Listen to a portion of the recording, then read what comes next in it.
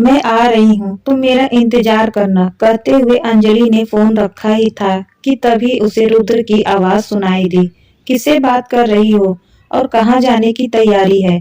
रुद्र ने उसके बगल में बैठते हुए पूछा।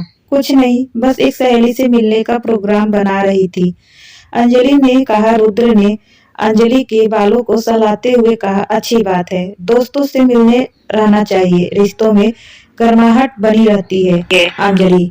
रुद्र ने अंजलि का हाथ अपने हाथ में लेकर कहा, मैं भले ही कभी यह न जता सकूं कि मैं तुमसे कितना प्यार करता हूं, पर मैं जानता हूं कि तुम जानती हो कि तुम ही मेरी जीवनी शक्ति हो। मेरा घर परिवार साहस सब तुमसे है। अंजलि ने नजरें झुकाकर पूछा, आज यह बताने की जरूरत क्यों पड़ी? रुद्र ने सिर झटकते हुए कहा, कुछ खास नहीं, बस मन में एक बात आई तो मैंने कह दी। रुद्र ने उठते हुए कहा, चलो मैं तुम्हें कॉलेज छोड़ता हुआ ऑफिस निकल जाऊंगा। कार में बैठते हुए अंजलि ने रुद्र को देखा। सांवला रंग, सामान्य कद, गालों में पड़ती गहराइयों और भूरी आंखों वाला रुद्र। विवाह के 5 बरस बीत जाने के बाद अब भी ऐसा लगता है मानो वह कोई अजनबी हो। अंजलि जितना रुद्र को पकड़ने की कोशिश करती वह उतना ही दूर झिटक जाता था। जितनी बार वह यह सोचती कि अब मैं वह रुद्र को पूरी तरह जानने लगी है, उतनी बार रुद्र का व्यवहार उसे चौंका देता था। ठीक शादी के बाद की पहली रात की तरह जब वह दुल्हन बनी, सहमी सिमटी सी बैठी अपने पति का इंतजार कर रही थी और रुद्र ने आते ही कहा था, अंजलि तुम कपड़े बदल लो, थक गई होगी।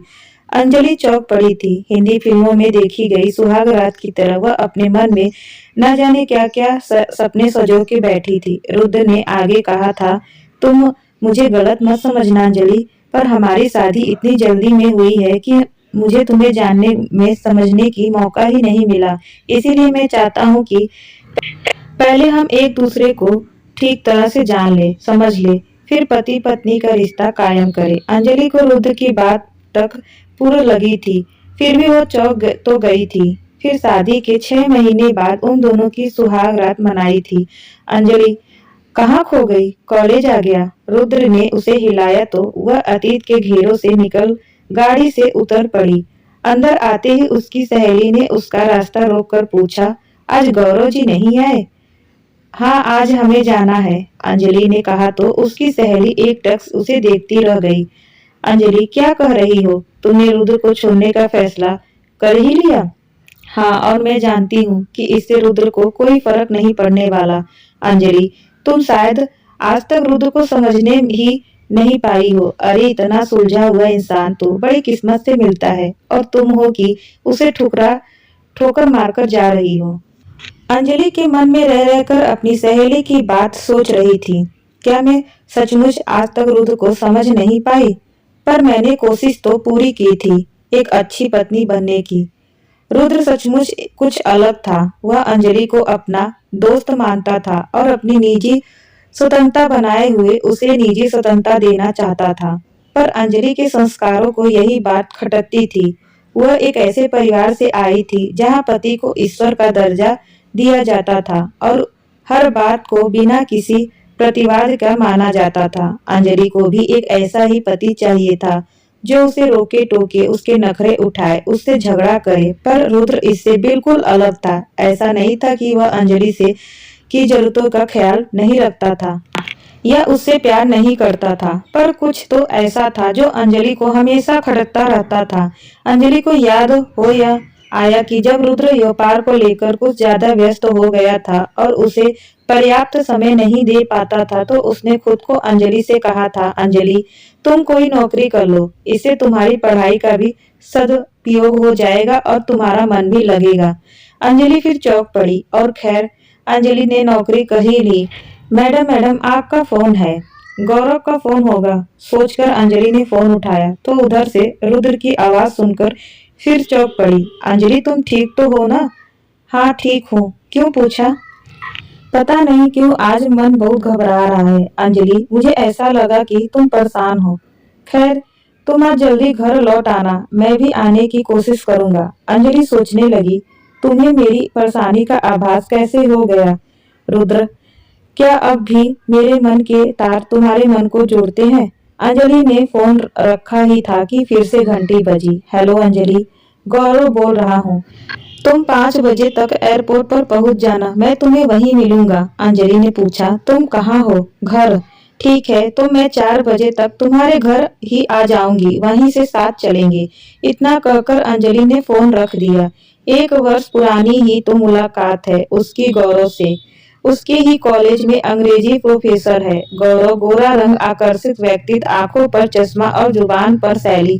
गौरव की पहचान पहली बार ही मिलने पर गौरव की आंखों में अपने लिए कुछ खास भाव पाए थे। अंजलि ने गौरव से मिलकर ही अंजलि को यह एहसास हुआ था कि 30 का आंकड़ा पार करने के बाद भी वह सुंदर और आकर्षक है। गौरव हर उस बात में माहिर था जिसकी तमन्ना अंजलि को हमेशा से रही थी। वह गौरव को चुंबकी की तरह आकर्षक में खींचती ही चली जा रही थी। एक बार गौरव अंजलि को छोड़ने घर आया था तो रुद्र से उसकी मुलाकात हो गई। अंजलि ने सोचा शायद रुद्र जलन महसूस करेगा या कुछ कहेगा, पर रुद्र ने कुछ नहीं कहा। रुद्र आदमी है या देवता, कभी असंयंत्रित नहीं, कभी अव्यावहारिक नहीं और कभी असंतुलित नहीं। वह रुद्र से चीख चीख कर कहना चाहती थी कि मुझे पति रूप में एक सामान्य इंसान चाहिए था, देवता नहीं। बुरे इंसान तो फिर भी सहन हो जाते हैं, पर देवताओं का देवंत कई बार भस्म कर जाता है। और इस घटना के बाद न जाने किस कुंडम में अंजलि के कदम गौरव की ओर बढ़ते ही चले गए थे। घंटों पार्क में बैठे बातें करना, अक्सर रेस्टोरेंट में खाना उनकी दिनचर्या हो गई थी। और ऐसे ही एक दिन जब दोनों किसी होटल में बैठे कॉफी पी रहे थे तो अचानक रुद्र किसी के साथ वहां आ गया था। गौरव उसे देखकर सकपक्का गया। रुद्र ने उसके पास आकर बोला, अकेले अकेले कॉफी पी जा रही है? गौरव ने झपटे हुए कहा, आइए बैठिए ना। रुद्र ने हंसते हुए कहा, अरे नहीं, मैं तो मजाक कर रहा था, मैं रुक नहीं पाऊंगा, जरा जल्दी में हूँ। कहते हुए रुद्र तेजी से वहां से निकल गया। गौरव ने एक लंबी सांस लेते हुए कहा, आज तो तुम्हारी खैर नहीं। अंजलि ने अव्यक्त से होठों टेढ़ करते हुए कहा, रुद्र मुझसे कुछ नहीं कहेगा, उसे इससे सबसे कोई फर्क नहीं पड़ता। गौरव ने चकित होकर कहा, रुद्र की जगह मैं तो होता सारा घर सिर पर उठा लेता। मेरी पत्नी किसी और के साथ घूमे फिरे यह मैं कभी सहन नहीं कर सकता। अंजलि ने मुस्कुराकर कहा था, शायद इसीलिए मैं तुम्हारे साथ हूँ। जानते हो गौरव, तुम वह सब हो जो रुद्र नहीं है। तुम अच्छे भी हो और बुरे भी, पर रुद्र सिर्फ और सिर्फ अच्छा है, परफेक्ट है। और उसका यही परफेक्ट मुझसे सहन नहीं होता। धीरे धीरे अंजलि और गौरव इतने करीब आ गए थे कि जब गौरव ने अंजलि से कहा कि छोड़ दो रुद्र को, हम इस शहर से कहीं दूर चले जाएंगे और वहां शादी कर लेंगे, तब अंजलि उसकी बात से इनकार ना कर सकी थी। और आज जब जाने का वक्त करीब आ गया तो अंजलि ना जाने अतीत के किन ख्यालों में डूबी बैठी थी। अंजलि ने घड़ी देखी तो 3:30 बज चुके थे। वह गौरव के घर की ओर चल दी। वह जा तो गौरव के पास रही थी, पर उसके दिमाग में सिर्फ और सिर्फ रुद्र ही घूम रहा था। वह सोच रही थी कैसी होगी रुद्र की प्रतिक्रिया जब वह यह खबर सुनेगा। सह पाएगा या सदमा? इस कसब से में भी वह अपनी ही गलती तलाशेगा। मैं तो हमेशा से ही उससे दूर जाना चाहती थी, पर आज जब दूर जा रही हूँ तो मन में क्यों उसकी ओर खींचता जा रहा है। तो क्या मैं गौरव से प्यार नहीं करती? अंजलि ने जाने कितनी देर इन ख्यालों से उलझी रही। अगर टैक्सी वाला उसे उतरने को ना कहता। वह धीमे कदमों से गौरव की ओर बढ़ गई। गौरव ने उसे कंधों से पकड़ते हुए कहा, देर कर दी, अब जल्दी करो, एयरपोर्ट बहुत दूर है। अंजलि होले से उसका हाथ हटाते हुए बोली, मैं तुम्हारे साथ नहीं चल सकती। गौरव गौरव ने चौंक कर पूछा, क्यों, क्या हो गया? क्या तुम मुझसे प्यार नहीं करती? अंजलि ने विरक्त सी हंसते हुए कहा, प्यार पता नहीं पहले भी करती थी या नहीं। गौरव चौंक पड़ा। क्या कह रही हो अंजलि? पर गौरव की बात को अनसुना करते हुए अंजलि अपनी ही रो में कहे जा रही थी। रुद्र की अहम को चोट पहुंचाने के लिए, उसकी भावनाओं को तकलीफ पहुंचाने के लिए मैं अपनी हदें पार करने चली थी, पर आज जब सच में जाने का वक्त आया तो ऐसा लग रहा है कि रुद्र ने मेरी जड़ों को बहुत गहरे कहीं थाम रखा था, जिसके कारण ही मेरी शाखाएं को छू पाई, उन्हें पार कर पाई। और फिर न जाने कब मुझ में यह घमंड आ गया कि मैं अपनी जड़ों को बिना भी जी सकती हूँ, पर आज जब जड़ों के बिछड़ने का समय आया तो पता चला कि मैं अपनी शाखाएं सब इन जड़ों की ही नेमत है। इसके बिना मेरा कोई अस्तित्व ही नहीं रहेगा। मुझे माफ कर देना गौरव, मैं अपनी जड़ों यानी रुद्र के बिछड़ कर नहीं रह सकती। मैं तुम्हारा भी धन्यवाद करती हूँ, क्योंकि तुम्हारे ही कारण मैं रुद्र को जान पाई हूँ। अलविदा गौरव। इतना कहकर गौरव को अचंभित सा छोड़कर अंजलि वहां से चली गई। घर पहुंचकर अंजलि ने देखा कि सारा कमरा उसकी पसंद के जबरेरा और रजनीगंधा के फूलों से सजा हुआ और रुद्र बेचैनी से कमरे में टहल रहा है। अंजलि को आया देखकर रुद्र ने आतुरता से अपनी बाहों में भर लिया। रुद्र ने इस तरह का व्यवहार अनपेक्षित थी अंजलि के लिए। रुद्र अंजलि के गाल, माथे, आंखों, होठों को बेतहाशा चूमते हुए कह रहा था, मैं जानता हूँ कि तुम लौट आओगी अंजलि, तुम मुझे यूं अकेला छोड़कर जा ही नहीं सकती हो। अंजलि सहम गई। तो क्या तुम सब जानते थे?